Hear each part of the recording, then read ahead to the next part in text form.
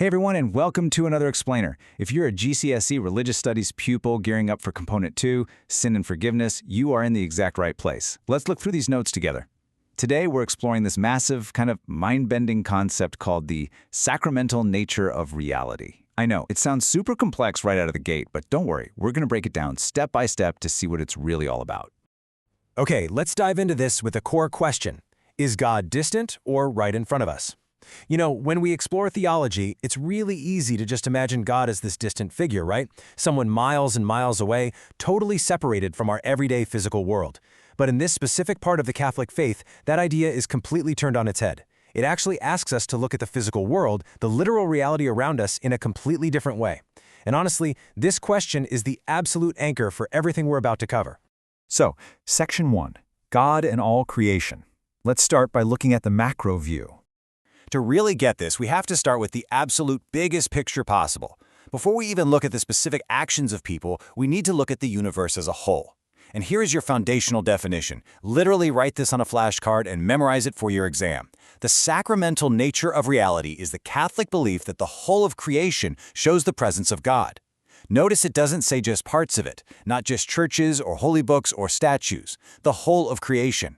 Think about a massive, breathtaking mountain range, or even just a tiny, complex little leaf falling from a tree in your garden. This belief states that all of those physical things actually demonstrate God's presence. They are physical signs of something deeply spiritual. Right, moving to Section 2, God and everyday things. Taking it down to everyday realities. So zooming in from the massive scale of the entire universe down to your normal everyday life, there's a really clear contrast we need to make. Like we said, it's so easy to view divine things as distant things, but this concept argues they are actually realities all around us every day. Because the whole of creation shows God's presence, it means God's presence and love aren't these distant abstract concepts locked away in a vault somewhere. They are everyday realities. It's kind of like gravity, right? You can't see gravity as a distinct object, but it's a reality all around you, affecting literally everything you do. For Catholics, God's presence is viewed in that exact same all-surrounding way. Which brings us to this incredible quote. It's about seeing every natural and human thing as a way for God to communicate with us. This right here is the real, practical application of the sacramental nature of reality. It's not just some passive presence lingering in the background, it's an active communication channel, an ongoing conversation. Catholics view every single natural event, whether it's a huge rainstorm or just a nice sunrise, and every human thing, like an act of kindness from a friend or a good conversation with your family, as a direct medium for God to actually communicate. Section 3, the power of sacraments. Let's look at this special experience. So, you might be wondering, if God is everywhere and communicating through absolutely everything, how do Catholics channel that specifically? Well, this is exactly where sacraments come in.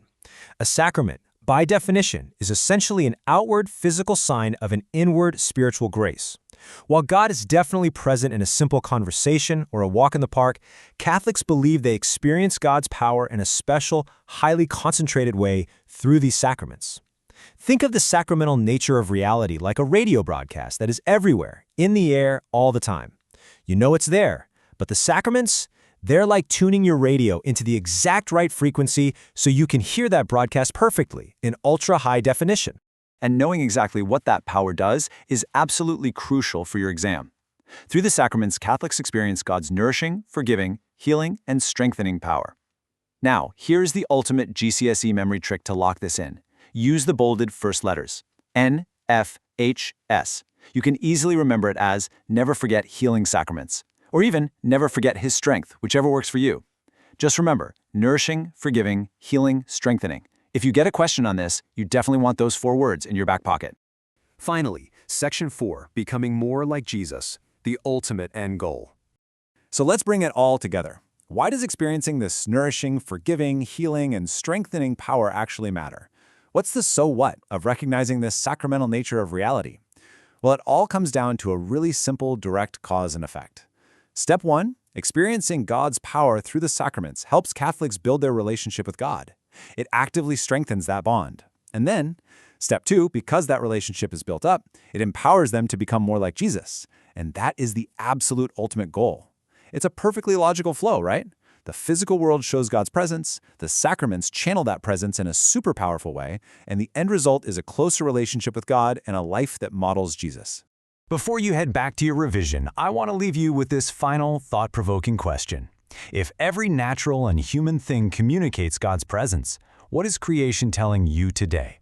Take a second to just think about that as you look at the everyday physical realities all around you. Well, you've now got the foundational definitions, the key contrasts, the specific powers of the sacraments, and the ultimate goal mapped out. You're going to crush this.